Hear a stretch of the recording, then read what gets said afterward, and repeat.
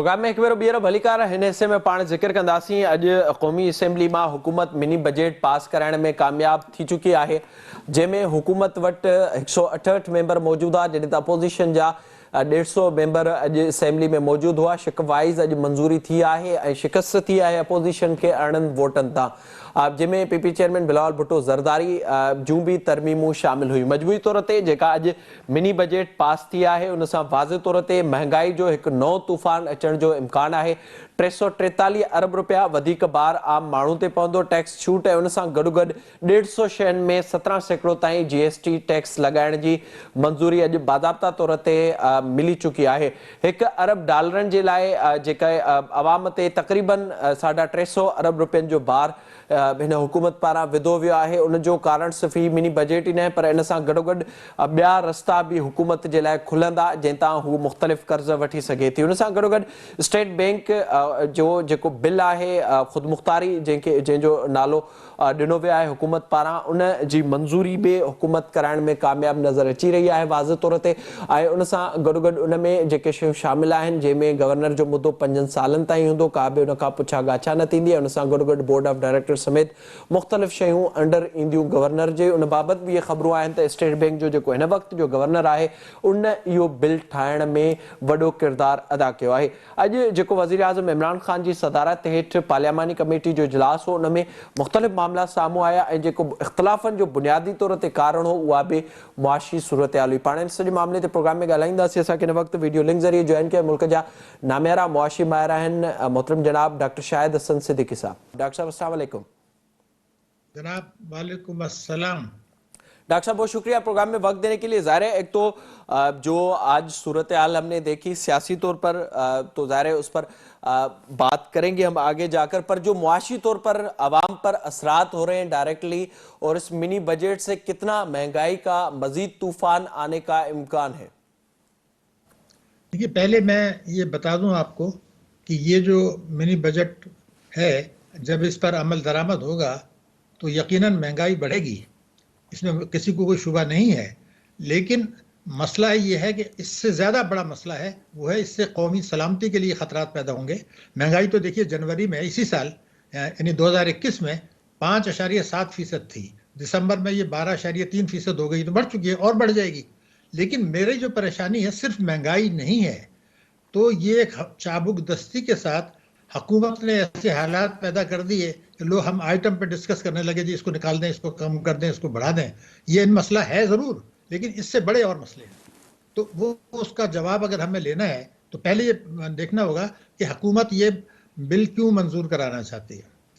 वो इसलिए चाहती है कि IMF का प्रोग्राम जिसको इन्होंने 20 से ज़्यादा महीने तक मुअत्तल रखा था, अब उसको बहाल करें और $1 अरब की किस्त मिल जाए, और वो $1 अरब रिजर्व में आ जाए तो कहेगा देखिए जी हमारे और रिजर्व बढ़ गए। दूसरे, जैसे ये IMF के साथ प्रोग्राम बहाल होगा, हुकूमत पाकिस्तान बहुत मजीद बैरूनी कर्जे लेने के लिए जाएगी। ये दो मकासद हैं इनके, प्रोग्राम को बहाल करना, कर्ज बढ़ाना और नए बैरूनी कर्जे लेना। जो IMF के प्रोग्राम अगर नहीं हो तो उसमें मुश्किलात पड़ती हैं, महंगी शरह सूद पे मिलता है। हुकूमत तो इसलिए लेकर आ रही है। अब सवाल ये है कि इसके नुकसानात, सिर्फ महंगाई पे बात हो रही है, मैं कुछ और भी तवज्जो दिलाना चाहता हूँ। पहली तवज्जो तो ये है कि जिस वक्त इन्होंने इमरान खान साहब ने पहले कहा था मैं खुदकशी कर लूंगा मगर IMF के पास नहीं जाऊंगा, मगर चले गए। मगर उस वक्त उन्होंने ये कहा था कि ये आखिरी प्रोग्राम होगा, IMF का आइंदा नहीं जाएंगे। मैं उस वक्त से कह रहा था कि जो पॉलिसियां इन्होंने अपनाई हैं उसके लिए ये आइंदा भी IMF के पास जाएंगे। इसके बाद हम ये पूरी जिम्मेदारी से कह सकते हैं कि पाकिस्तान कुछ अरसे के बाद 24वें IMF प्रोग्राम में जाएगा, फिर उन्हीं की शराइत तस्लीम करेगा, फिर आवाम से कहेगा कुर्बानी दो। यही ड्रामा जो 23 दफ़े हो चुका है, 24वीं दफ़े जो है फिर होगा, और उसकी जिम्मेदारी जो है तहरीक इंसाफ की पॉलिसियों पर आयद होगी, क्योंकि इन्होंने कहा था कि हम ऐसी पॉलिसियाँ बनाएंगे कि ना जाना पड़े। उन्होंने उसको यकीनी बना लिया, नंबर एक। दूसरे, इस वक्त जो मईशत की सूरत हाल है, तो ये आखिरी मौका था इस तहरीक इंसाफ की हुकूमत का कि जो इन्होंने इंतखाबी वायदे कौम से किए थे, जो 10 नुकाते हिकमत अमली दी थी जिस इलेक्शन से कुछ पहले, जिसकी वजह से उनको ये कुछ वोट मिले, अब ये बिल्कुल यकीनी हो गया है कि इनका कोई इरादा नहीं है उनमें से उन पर अमल दरामद करने का ये जो वायदे थे टैक्सों के लिए तवानाई के शोबे में, अब अगर कुछ मौका था तो ये आखिरी मौका था, वो इन्होंने जानबूझ के गंवाया है। अब हम ये कह सकते हैं कि तहरीक इंसाफ की हुकूमत अपने बाकिया वक्त में भी अपने इंतखाबी वायदों को जो टैक्सों और तवानाई के सिलसिले में थे पूरा नहीं करेगी, पूरा करने की कोशिश भी नहीं करेगी। बिल्कुल अब ये वाज़ेह हो गया है। तीसरी बात ये हो गई है कि अब ये नज़र आ रहा है कि हमारी मईशत की शरह-ए-नमू सुस्त होगी, महंगाई बढ़ेगी, और अब हम ये कह सकते हैं कि जब इसके 5 साल इस हुकूमत के पूरे होंगे तो शरह-ए-नमू औसत सालाना उससे कम होगी जो उनको विरसे में मिली थी, महंगाई ज़्यादा होगी, कर्जों के इजाफे की रफ्तार बढ़ने की रफ्तार ज़्यादा होगी, और रुपए की कदर तेज़ी से गिर चुकी होगी जो तारीखी होगी, और आवाम की तकालीफ बढ़ेंगी। ये हम खुद इन्हिसारी से और दूर हो जाएंगे। एक और पॉइंट ये है, यकीनी है कि अब 2075 तक भी हमारा हर बच्चा स्कूल नहीं जा रहा होगा जो कानून की रिक्वायरमेंट है 25 अलिफ, और हर पाकिस्तानी को इलाज मालजे की मुनासिब सहूलियात मैसर नहीं होंगी। हर पाकिस्तानी की हालत ये नहीं होगी कि वो अपने औलाद को, अपने बीवी बच्चों को इतनी गुज़ा दे सके कि उनको पेट भर के खाना मिले और उसको कैलोरीज मिले, वो नहीं दे सकेगा। वही एहसास महरूमी खित्ते के मुल्कों के मुकाबले में हम जो है कमज़ोर रहेंगे, भारत के मुकाबले में भी, और जो है आज भी हैं, और बांग्लादेश के मुकाबले में भी, क्योंकि अभी ये आया है इस साल भारत की शरह नमू होगी तकरीबन 8%, बांग्लादेश की 6% और पाकिस्तान की 4%। तो ये वो तबाकारियाँ हैं। और सबसे बड़ी चीज़ ये कि कौमी सलामती के लिए ख़तरात होंगे। उसकी वजह यह है कि हमने IMF की जिस तरह शराइत तस्लीम कर रहे हैं, तो मैं तो ये खुद ही कहता हूँ ये न्यू ग्रेट गेम का हिस्सा है। शौकत तरीन ने भी कहा था हमारी न्यू स्ट्रेटेजिक लोकेशन जो है उसकी वजह से है। तो वही मैं कह रहा हूँ कि जो पहले फ्रेंड्स ऑफ पाकिस्तान के जरिए फंसाया था, अब उसका न्यू ग्रेट गेम के तहत अमरीका के ये उसकी मावनत होगी उसके मकासद में, और ये वो कौमी सलामती के लिए ख़तरा पैदा होंगे जिसके लिए अभी कौमी सलामती पॉलिसी मंजूर की गई है। लेकिन कौमी सलामती पॉलिसी की जो नुकात हैं वो इससे टकरा रहे हैं ज़िमनी बिल से। तो ये पार्टी डिसिप्लिन का मामला नहीं है। तहरीक इंसाफ के मेंबरान पार्लियामेंट और इनके इत्तेहादियों का मेंबरान पार्लियामेंट का ये ज़मीर का भी इम्तहान है कि जो पाकिस्तान की सलामती को ख़तरात पैदा हो रहे हैं, जो है इसकी वजह से जो मुश्किलात आ रही हैं, जो आपस में टकरा रहे हैं, आए वो उसको वोट देते हैं या ज़मीर की आवाज़ पर लब्बैक कह के वो खुद खड़े हो जाते हैं। डॉक्टर साहब, वो तो ज़ाहिर है एक हमने आज सूरत हाल देख ली कि हुकूमत को उसमें कामयाबी मिली। थोड़ा सा इस हवाले से नाजरीन के समझने के लिए ये बताइएगा, एक तो अगर अपोजिशन ये बात कर रही थी IMF के पास हुकूमत ना जाती तो कौन से ऑप्शन अब भी हुकूमत के पास मौजूद थे, क्योंकि अब तो बाज़ाब्ता तौर पर मजबूरी के तौर पर भी हुकूमत इस चीज़ को बार बार ये बता रही है। आज खान साहब ने इजलास में भी यही बात की कि मजबूरन हमें IMF के पास जाना पड़ा, और शौकत तरीन भी यही बात करता है। तो अगर जो ये हमें छठी किस्त मिल रही है $1 अरब की, उसके लिए IMF के पास पाकिस्तान ना जाता तो कौन से ऑप्शन ऐसे थे जो इस्तेमाल हो सकते थे? बहुत आपने सवाल किया, तो सवाल ये पैदा होता है कि जब इमरान खान साहब आए थे तो उन्होंने 9 महीने तक ये कहते रहे कि जी हम IMF के पास नहीं जाएंगे, तो लेकिन मजबूरी में गए। उसके बाद जब उन्होंने ये दावा किया कि हमारी मईशत ठीक हो गई है, तो अगर बाकी ठीक हो गई तो अब क्यों जा रहे हैं? इसका मतलब ये है कि अब वो ये एतराफ़ कर रहे हैं कि जो मईशत उनको मिली थी अगर वो ख़राब थी, IMF के पास जाना पड़ा तो आज भी ख़राब है। ये दावे जो थे मईशत को करने के वो झूठे थे, बातिल थे, गलत थे, ये तो मान लिया। अब आपका जो असल सवाल है वो ये है कि हुकूमत के पास बिल्कुल मौका था, जैसे मैंने कहा कि उन्होंने ये तहरीक इंसाफ का ये था कि हम वफाक और सूबे हर किस्म की आमदनी पर टैक्स आयद करेंगे। और ये इसमें ये आलमी बैंक की अभी 3-4 दिन पहले रिपोर्ट आई है, वो ये कहते हैं कि पाकिस्तान 3,800 अरब रुपया सालाना टैक्सों की मद में जो इस्तेदाद है, जो कैपेसिटी है, उससे कम वसूल कर रहा है। तो मेरा कहना यह था कि आप इनडायरेक्ट टैक्स को तो आवाम पे जाता है उसकी तो बात मत करें, वो बहुत ज़्यादा ले रहे हैं। ये जो 3,800 अरब रुपए ये इनकम टैक्स है। ये इनकम टैक्स ताकतवर तबकों से लिया जाता है, उन्हीं के ऊपर बोझ पड़ता है, लेकिन जब इनडायरेक्ट टैक्सेस लगाते हैं तो आवाम पे पड़ता है। तो पहला तो ये वायदा था कि जो उन्होंने अल्फाज इस्तेमाल किए थे कि इख्तिदार में आने के 100 दिन के अंदर हम अदल पर मनवी टैक्सों की पॉलिसी लाएंगे, ये आखिरी मौका था, उन्होंने ज़ाय कर दिया। तो फिर जो उनको मैंडेट मिली थी वो तो ख़त्म हो गई। एक तो वो अगर ले आते, दूसरा ये जो बिजली के बिल बढ़ा रहे हैं तो उन्होंने ये कहा था कि हम उन वजूहात को दूर करेंगे जिनकी वजह से गर्दिशी कर्जा पैदा होता है, वो भी उन्होंने नहीं किए, और ये कहा था हम हंगामी बुनियाद पर करेंगे। मैंने इसीलिए कहा आखिरी मौका था कि आज भी अगर ये दो कर लें तो हमें आईएमएफ के पास जाने की जरूरत नहीं है और हम उनको खुदाफिज कह सकते थे। लेकिन ताकतवर तबकों को, माफिया को नवाजने के लिए, उनकी मदद हासिल करने के लिए इख्तियार में आने से तहरीक इंसाफ और वज़ीर-ए-आज़म खुद इन वायदों से पीछे हट गए जिनका उन्होंने कौम से वायदा किया था, और वही किया कि अब आईएमएफ के पास गए, अमेरिका की खुशनुदी हासिल की, न्यू गिरेड के मकासद में मुआवनत की, जो फ्रेंड्स ऑफ पाकिस्तान के मुआहदे के तहत जो कमी रह गई थी अब उसको सिलसिले को पूरा किया। तो ये कौमी अलमिया है, ये कौमी सलामती का मसला है जिसके लिए आपने कौमी सलामती पॉलिसी मंजूर की थी। अब तो आप उसके उल्टे इक़दाम कर रहे हैं, तो अवाम तो एम्पावर नहीं होंगे। अवाम की तो जो है तालीम की, सेहत की, इलाज मुआलजे की, महंगाई की, उससे तो नहीं बचा रहे आप उनको। तो फिर ये तो सलामती तो हम यकीनी नहीं बना रहे। तो ये जो खदशा सलामती को है, मुझे इस पर ज्यादा तकलीफ है। महंगाई तो अवाम भुगत रहे हैं और भुगत लेंगे। अच्छा ज़ाहिर उस पर भी बात करेंगे। जो इस वक्त आज का मिनी बजट आया है, और अगर उसमें देखा जाए तो उसमें टैक्स छूट से लेकर नए टैक्सेस लगाने से लेकर और जीएसटी 17% तक पहुंचाने तक, जिसमें तकरीबन 150 चीज़ें शामिल हैं, तो सारी जो चीज़ें वो बाज़ाब्ता तौर पर ये बताती हैं कि इन्फ्लेशन आने वाले दिनों में बढ़ेगी। क्या इसके अलावा भी कोई ऑप्शन था हुकूमत के पास जिसको इस्तेमाल किया जा सकता था इस $1 अरब के लिए, जिस पर टैक्सेस लगाए जा सकते थे, या फिर जो आम लोगों के इस्तेमाल की चीज़ें सिर्फ उन्हीं पर ही लगाना जैसा कि हुकूमत ने किया है यही लाजिम था? नहीं, मैंने तो आपसे कहा ना कि ये तो सेकेंडरी मसला है। मेरा अब भी मसला यही है कि आईएमएफ के प्रोग्राम से अगर आप नहीं निकलते तो सलामती को तो खतरात रहेंगे। अब ये है कि ये दिखाने के लिए कुछ आइटम्स से विड्रॉ कर लेंगे। सवाल ये नहीं है, सवाल ये है कि ये इसके बाद आपकी मईशत की शरह-ए-नमो सुस्त रहेगी। आईएमएफ के चुंगल में आइंदा भी आप फंसते रहेंगे। अमेरिका के न्यू ग्रेड गेम के मकासद भी पूरे कर देंगे।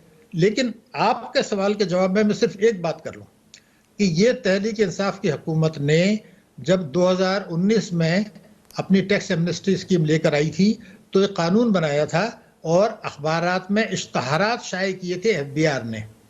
उन इश्तहारात में ये कहा गया था कि जिन लोगों के असासे मुल्क के अंदर हैं, जो चोरी के पैसे से बनाए गए हैं, जिन पर इनकम टैक्स नहीं दिया गया, उनको हम जब्त कर लेंगे। और उसके लिए कानून बना दिया गया था, और कानून ऐसा था कि एफबीआर को किसी से पूछने की जरूरत नहीं थी। और इमरान खान साहब ने यह कहा था कि इन लोगों की असासों की तफसील हमारे पास है, हमारे पास कानून में इजाजत है, हम उनके खिलाफ क्रैक डाउन करेंगे।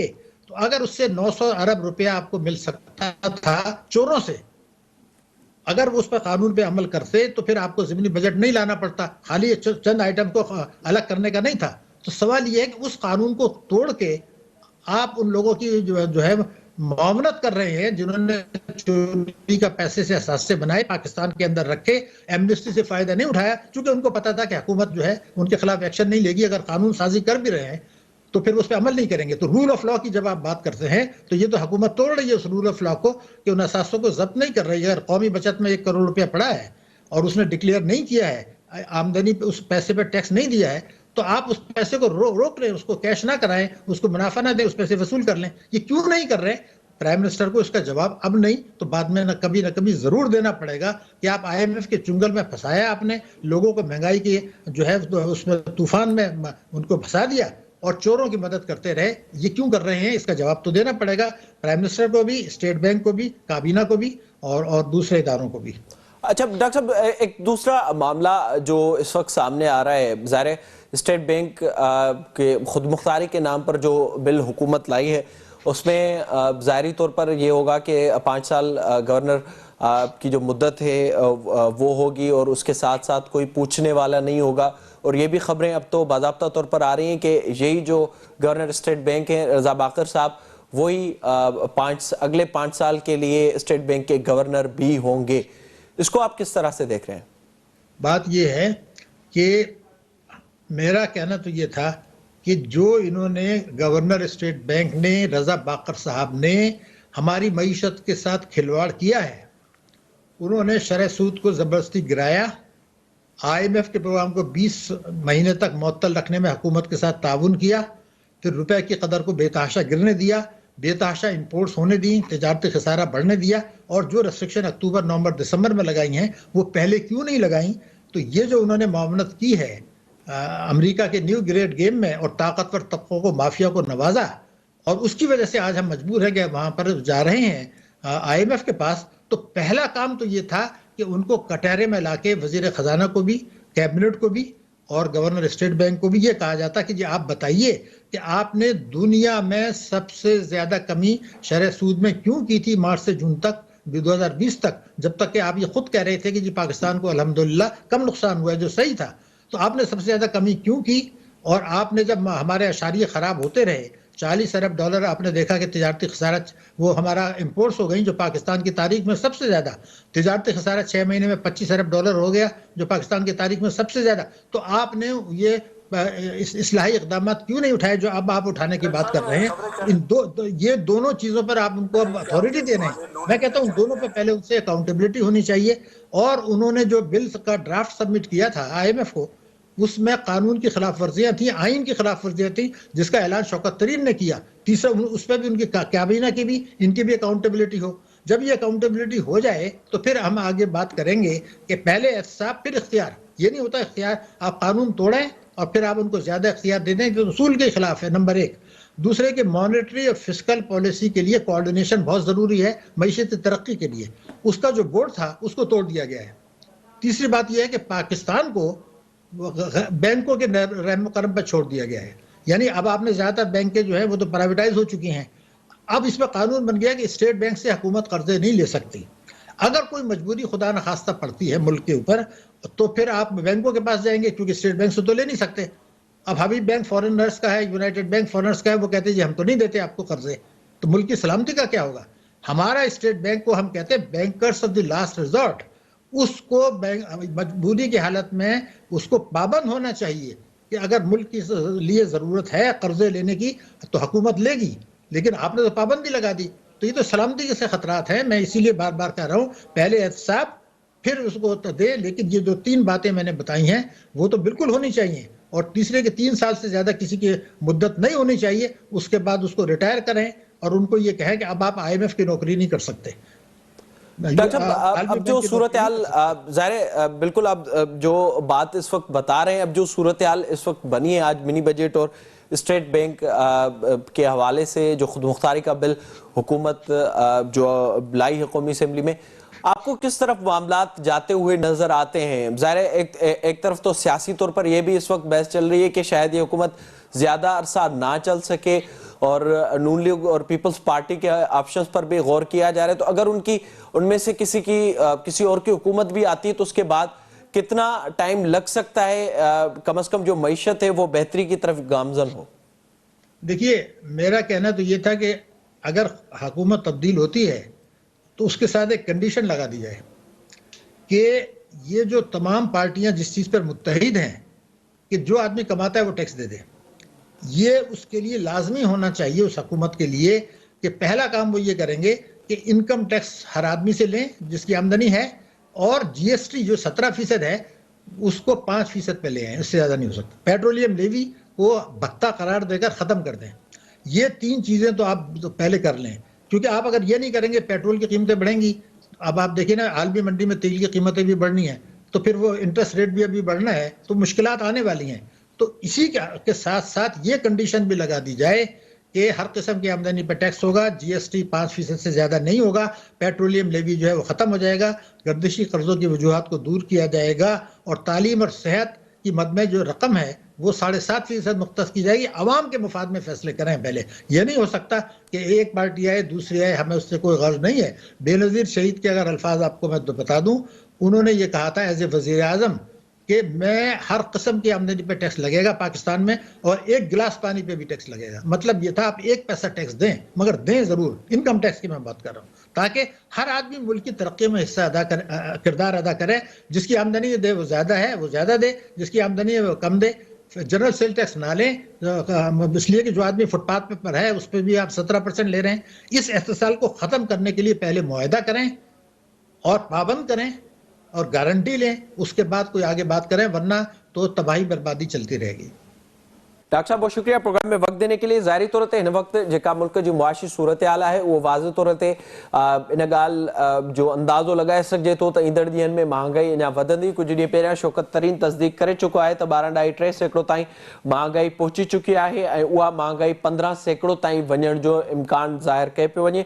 ऐं जेको ही IMF खां लोन पाकिस्तान खे मिलणो आहे जंहिं बाबति जेको इजलास आहे उहो 28, 29 ऐं 30 जनवरी ते थियणो आहे। उन खां पोइ वधीक जेको IMF जो जीअं जीअं पाकिस्तान खे लोन मिलंदो त जेके शर्तूं आहिनि उहे वधीक सख़्तु थी सघनि थियूं ऐं प्लानिंग हिन वक़्त ताईं नयन हुकूमत वटि नई ॿियनि अपोज़िशन जे पार्टियुनि वटि का नज़र अचे पई त कीअं इन सॼे मामले मां निकिरणो आहे। इन से प्रोग्राम जो पंहिंजी ॿुधाइण ते पहुतो पंहिंजे मेज़बान मेराज हबीब खे ॾींदा इजाज़त। अल्लाह भाई।